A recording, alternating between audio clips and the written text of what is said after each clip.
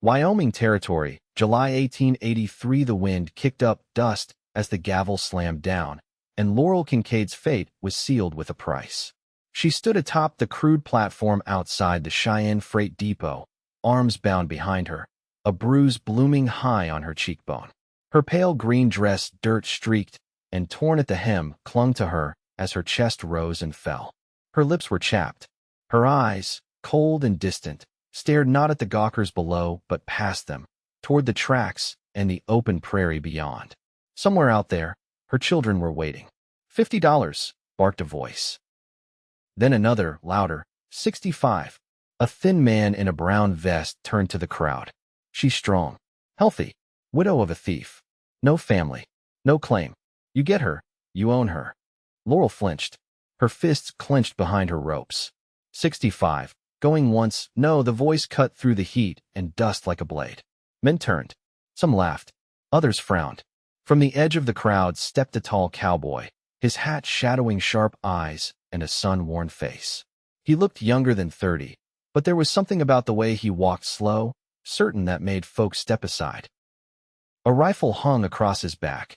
His boots were scuffed, and his shirt wore days of road dust. "She ain't for sale," he said, voice low but firm. The auctioneer blinked. "You planning to match the bid, stranger? Or are you just here to cause trouble?" The cowboy didn't answer. He stepped right up to the platform, eyes fixed on Laurel. She didn't look away. "What's your name?" he asked. Her mouth was dry, but she answered, "Laurel Kincaid. My name's Zeke Northam." His voice softened. "You do not belong to them. No one commands you but love." A murmur ran through the crowd. The auctioneer scoffed. "You think words mean more than coin, cowboy? She's a runaway widow with no rights. Her husband stole from the railroad. She's property now." "I do not care what lies they told," Zeke growled. "She's not property." The man who had called out 65 stepped forward, a revolver already drawn. "You want her? You'll have to bleed for it." Zeke moved fast. His rifle was off his back and aimed in a blink. "You really want to die over this?" The man hesitated. Then he lowered the revolver with a sneer and stepped back. Zeke climbed onto the platform, pulled his knife, and cut the ropes from Laurel's wrists. She swayed a little, but didn't fall. He caught her elbow gently. "You all right?" he asked. She looked at him like she was trying to believe he was real. "I have 2 children," she whispered. "They're hiding at the edge of town. I told them to run if no one came back for them." Zeke nodded. "Let's go get them." They walked through the crowd. No one stopped them. Outside the depot, past the freight wagons and cattle pens, they crossed into the low brush. Laurel led him to a cluster of trees near the riverbank. She cupped her hands and whistled low. 2 small shapes emerged from the brush barefoot, dirty and wide-eyed. A boy and a girl. The boy was maybe 8. The girl 5. "Mama!" the boy cried, running forward. "You came back." Laurel dropped to her knees, arms wide. "Josie! Jonah!" She pulled them to her chest. "I'm here." Zeke stood back, watching. The wind lifted the brim of his hat. Laurel looked up at him, tears streaking the dust on her cheeks. "You saved me," she said. He shook his head. "You saved yourself." "I just said what needed saying." That night, they built a fire beneath the cottonwoods. Zeke shared his jerky and beans. The children curled up on a blanket, asleep by the time the stars came out. Laurel sat across from him, her arms around her knees. "My husband was not a thief," she said. "He worked for the railroad. Saw too much. They made it look like he stole. Then they came for me." Zeke nodded. "I believe you. You do not know me. I know enough. I saw the way you stood up there. Proud. Not broken." She looked down at her hands. "I was close." Zeke leaned forward, voice low. "You are not now." She blinked, and something in her face softened for the first time that day. "Why did you do it?" "Because no woman should be sold. And because I saw you, and I could not let them take you." She did not speak for a while. The fire cracked. Crickets sang. Then she said, "I have no money. No way to pay you. I am not asking for anything. I do not want to be a burden. You are not.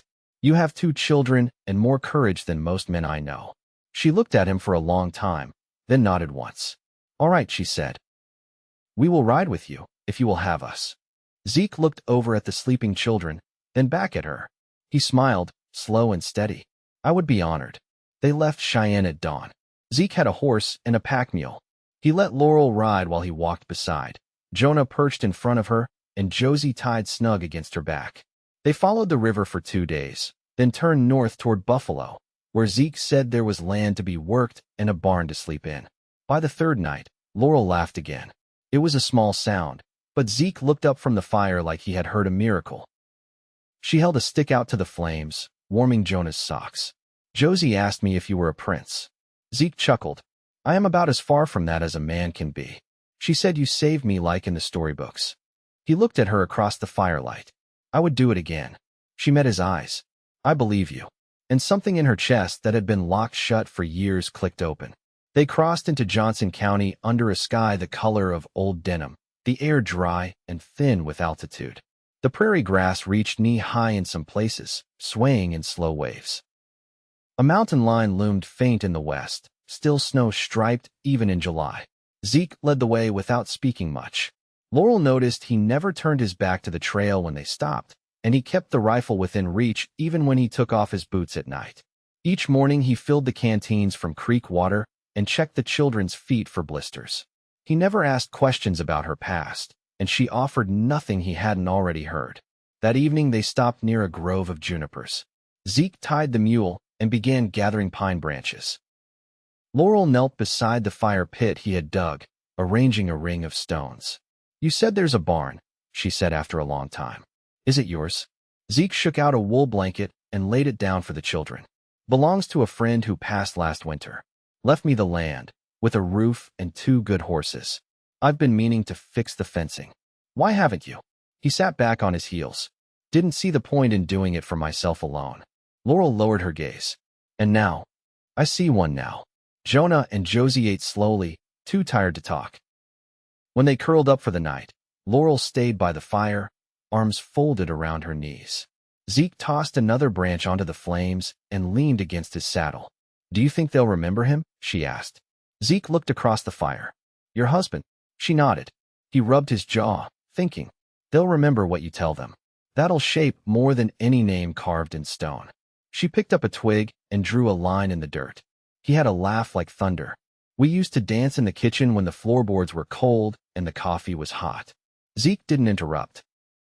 I never thought I'd bury him with a shovel I bought on credit.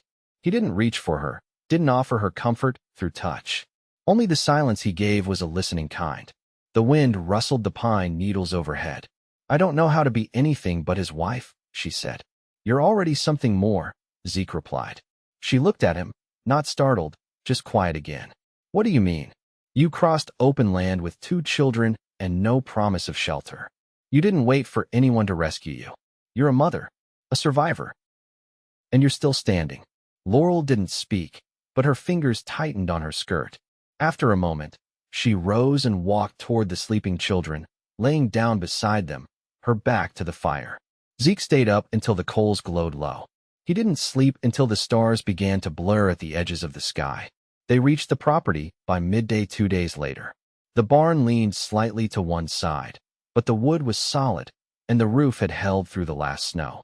The cabin beside it had only 1 room, but the hearth inside was stone-built and the shutters still swung. A small corral stood half-fallen, the posts sun-bleached and weathered. Laurel stepped through the doorway and turned a slow circle, taking in the space. It's not much, Zeke said. It's more than we had yesterday, she answered. She swept the floor while Zeke fetched water from the creek. Josie found a wooden spoon under a loose floorboard and carried it around like a doll. Jonah ran his fingers along the barn wall, then picked up a hammer and began to tap at one of the loose boards. Zeke watched him, then turned to Laurel. He's got a good hand. He's always watching, she said. Even when it looks like he isn't. That night, Zeke pitched a canvas lean to outside the cabin and laid his bedroll beneath it. Laurel didn't question it. Inside, she arranged the children on the pallet of blankets Zeke had carried tied behind the mule. She didn't sleep at first. She sat near the window, listening to the night birds and waiting for the thudding in her chest to quiet. In the morning, Jonah was already outside helping Zeke brace the corral gate, holding nails in his mouth while Zeke measured and sawed. Laurel stood at the cabin door, arms folded, watching. Later, while Josie napped, she walked to the barn where Zeke was hanging a new hinge. Do you want us to stay? She asked. Zeke paused mid-swing. Do you want to leave? I don't know. He set the hammer down. Then stay until you do. No one's chasing you anymore. She looked at the field beyond the fence. You said the land was yours now. That's right. Then so is the choice. Zeke nodded. Laurel tilted her face to the wind. I was raised in Missouri. My father taught me to read ledger books, and my mother taught me to keep bees. I haven't done either in years. Then maybe it's time you did. She let out a breath. Would you mind if I planted something? It's your ground now, too, if you want it. She turned to go, then stopped. You don't ask many questions. You answer the ones that matter. She gave a small nod and left him to his work. That afternoon, she took the children down to the creek and taught them to wash cloth by stone. Zeke stayed back, splitting pine for the stove. When they returned, Josie's dress was half soaked, and Jonah had a fish in his hand, proud as any boy could be. That night, Laurel cooked cornmeal cakes over the fire. Zeke sat with his back against the cabin wall, watching the smoke drift upward. You said no one commands me but love, she said, voice low. He looked at her. I meant it. She held his gaze. Then I choose to stay. The first frost came early that year. Laurel stood at the edge of the field, her shawl drawn close against the wind, and watched the last of the bean plants yellow and curl. Josie crouched near the porch steps, humming to herself, brushing a wool scrap across the face of a carved stick doll. Jonah sat on the cabin stoop, whittling, his tongue between his teeth in concentration. Zeke was in the barn, oiling the harness leather for the team he'd traded for in Buffalo. The sound of the rasp and buckle echoed in the crisp morning air. Laurel stepped inside to check the bread she'd set to rise before dawn, her hands still tingling from the cold creek water she'd drawn earlier. Each day had settled into rhythm unspoken, but shared. He worked the land. She cared for the home. The children moved between them like sparrows, always busy, always near. Nothing had been promised aloud, but something steady had begun to grow between the hours. That afternoon, while Zeke was repairing the gate latch, Laurel walked out carrying a tin cup of coffee. He set the hammer down and wiped his hands on his trousers. Thank you, he said, taking the cup. She folded her arms, watching the way his fingers curled around the tin. Do you ever miss where you came from? He looked out toward the hills. Sometimes. I was born near Laramie. My folks died when I was 16. Nothing to go back to now. What did they do? Ma taught school. Pa drove freight into Fort Bridger. He never could hold on to money long, but he kept food on the table. She nodded. Did they love each other? I reckon so. They fought over the smallest things, but they always sat close come evening. Laurel glanced toward the children, who were chasing a chicken through the garden row. My parents didn't sit close. They ran a dry goods shop. Everything was numbers and neat shelves. He took a slow sip. Is that why you left Missouri? She looked at him, then away. I married to leave it. Zeke didn't press. The wind moved through the fence posts, soft and steady. She stepped closer. You've never asked me what I want. He lowered the cup. I figured you'd tell me when you were ready. I think I want to stay here. I want to raise my children where no one looks at them like they're mistakes. Zeke's eyes didn't leave hers. Then this is where you stay. She hesitated, then said, Do you want more than that? He didn't answer quickly, didn't rush toward her. He set the cup on the fence rail and stepped forward, voice quiet. I want what you want. If that's only peace, I'll guard it for you. If it's more, I'll be here each morning to meet it. Laurel's breath caught, not from surprise, but from the simple rightness of it. I'm not ready to sleep beside another man yet. I can wait, he said. So long as I wake to the sound of your voice and the sight of your children running wild. She smiled then, not the tentative smile of survival, but something deeper. You might regret that once winter sets in. I've known hard winters, he said, but I've never had a reason to look forward to spring. She reached out and touched his wrist, just once, then turned back toward the house. That night, she sang softly while stirring stew over the fire, and Zeke listened from the porch, his boots resting in the dust. The days shortened. Jonah helped Zeke build a lean-to for the mule, and Laurel began teaching Josie her letters using a charred stick and a slate Zeke had found in the old schoolhouse ruins. When a snow squall came through in early November, they huddled inside, the children asleep on the floor, Laurel seated near the hearth, her hair damp from melted flakes. Zeke waited until she looked up. I've been thinking, he said. If you'd like it, I could build a second room on the cabin come spring.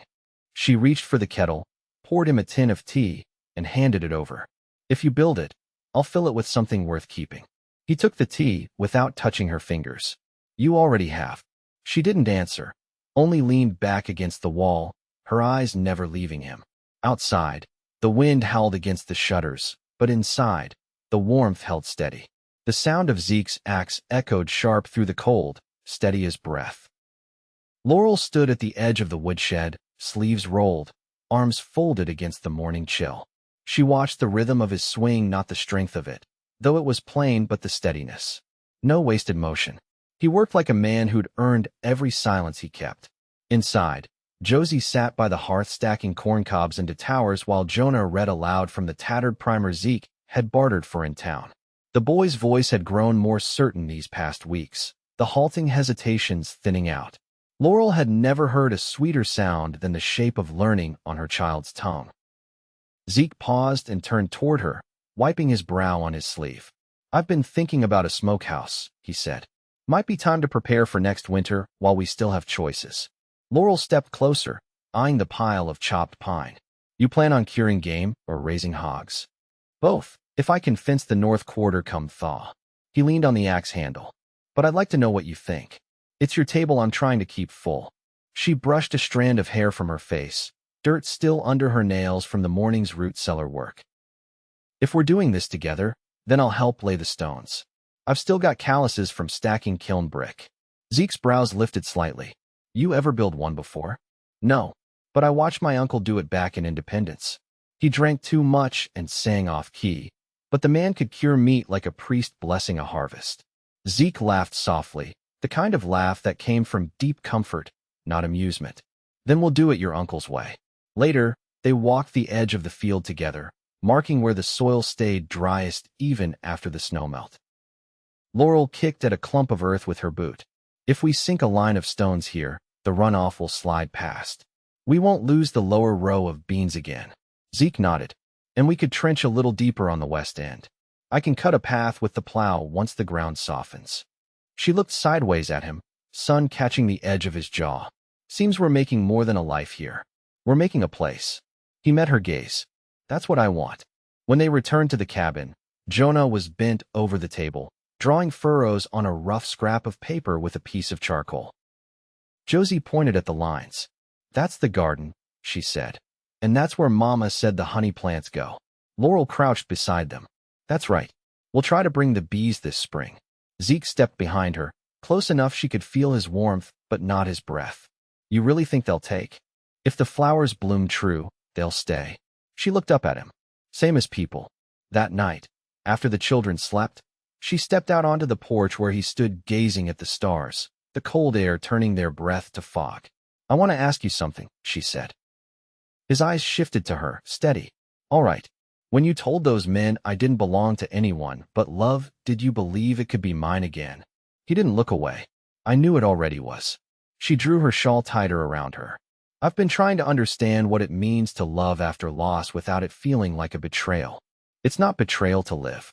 I know, but the knowing doesn't always make the doing easier. Zeke stepped close enough for their shoulders to touch. I don't want to replace what you had. I want to build something new beside it. She turned her face toward him, shadowed in the starlight. What if I don't know how? I'll teach you what I know, he said. And you'll teach me what you carry. Between us, we'll figure the rest. She slid her hand into his, quiet and sure. Then we begin here. He nodded once, and they stood like that, hands joined in the cold, nothing hurried, nothing half-meant. Behind them, the wood stove flickered low, and the wind passed soft through the bare branches like a hymn. By early March, the river ice had begun to pull back from the banks in long, groaning sheets. Laurel stood knee-deep in the garden bed, her skirts hitched up and pinned, hands sunk deep into the earth. The thaw had come fast, and the soil was still heavy, but she worked it steady, coaxing it open like something long held shut. Zeke leaned against the porch post, sharpening a drawknife across his thigh. The fence line on the north quarter was marked and ready, but he hadn't set posts yet. He watched her not the way a man watches a woman working, but the way a man watches something he never expected to find again. Josie was inside, humming while she bent her needle over a scrap of muslin. Jonah had gone with Zeke last week to help butcher a deer, and now he walked differently, a little taller, with the quiet pride of a boy learning the shape of his hands. Laurel straightened, brushing her palms off on her apron. "The ground's ready," she said. "If we plant by Sunday, we'll be ahead of the moon." Zeke nodded. "We'll fetch seed from town tomorrow. I've got coins set aside. I can come with you. We'll need thread, and the children haven't seen more than the cabin walls in weeks." He set the draw knife down. "You sure you're ready for that?" She met his eyes. "I'm not hiding anymore." The next morning, they hitched up the wagon. Josie rode between Zeke and Laurel, her hair tied back with a ribbon she'd found in a crate of old things. Jonah sat on the backboard, legs swinging, a slingshot tucked into his belt. Town was smaller than Laurel remembered, just a few new storefronts, and the same chipped bell over the livery. She felt eyes on her when they stepped down near the mercantile, but Zeke stood close without touching her, and that gave her the steadiness she needed. Inside, the shelves smelled of dust and barley. Laurel gathered flour, salt, and a bolt of calico with small blue flowers. She turned to Zeke as he laid seed packets on the counter: beans, squash, barley, and sunflowers. "Sunflowers?" she asked. "For the bees," he said. "And for you." She reached for the edge of his sleeve, fingers curling gently there. In the back of the store, a man in a worn gray coat leaned against the wall, chewing a straw. He looked at Zeke, then at Laurel, then back. "You the one who pulled her from the freight yard last summer?" Zeke's hands settled on the counter. "That's right." The man huffed. "Heard you near got shot for it." "Worth every risk," Zeke said, voice even. The man gave a short nod and didn't speak again. Outside, Jonah helped load the wagon. Josie held a paper cone of boiled candies, her cheeks red from the wind. On the ride back, they passed a stretch of scrubland where the sage was just beginning to green. Laurel glanced over. "That land's good for grazing. If we ever get a cow." Zeke smiled. "Then I'll start building a shelter downwind of the barn." She looked toward the children. "They're growing faster than I can keep up with. We've got time to keep up now." That night, Jonah read aloud from a new book of fables Zeke had bought him, his voice sure and low by the fire. Josie fell asleep with her head in Laurel's lap, her little hand curled around the hem of the calico bolt. Laurel smoothed her daughter's hair, then looked at Zeke, who sat across from her, legs stretched out, one arm draped along the hearth's edge. "I never thought I'd live quiet again," she said. "You're not just living," he said. "You're building something that lasts." She studied him in the firelight. His face was lean from the winter, but there was a settled ease there now, like something long restless had finally found a place to rest. "I want to marry you," she said, her voice steady. Zeke didn't move at first. Then he rose slowly, crossed the room, and knelt beside her where she sat with Josie still sleeping in the crook of her arm. "You sure?" he asked. "I'm sure of you." He reached for her hand, pressed his lips to her knuckles. "Then we'll do it proper. Come spring, with the trees in bloom." They married in late April, beneath the cottonwoods down by the creek. The sky was clear, the grass new and bright. Jonah wore a clean shirt and held the ring Zeke had traded a saddle bit for. Josie carried a basket of wild plum blossoms. Laurel wore a dress sewn from the calico bolt, her hair braided back with a length of ribbon Zeke had found at the mercantile. She stood with bare feet in the grass, and when Zeke took her hands in his, the whole world felt hushed. They said no vows beyond what mattered. She promised to walk beside him, through lean years and full ones. He promised to keep her safe, not from the world, but from loneliness, and from the ache of going unseen. They kissed once, soft and certain, and the children clapped. That summer, they planted corn in rows so straight Jonah measured them with string. Josie helped Laurel tend the hives, and the bees stayed. By harvest, they had jars of honey lined on the shelf, and Zeke had built the smokehouse from stone with his own hands, just like she'd told him. One night, as the wind cooled and the first leaves turned gold, Laurel lay beside him, her head on his chest, listening to the rhythm of his breath. "I never thought I'd have this again," she said. "You didn't get it again," he whispered. "You made it new." She smiled into the quiet. "Then let's keep making it, season by season." And they did. Through the years that followed, through storms and births and laughter and quiet, they built a life rooted deep and wide, one not borrowed from the past, but grown fresh from the ground beneath their feet. Always beside each other, always stronger together.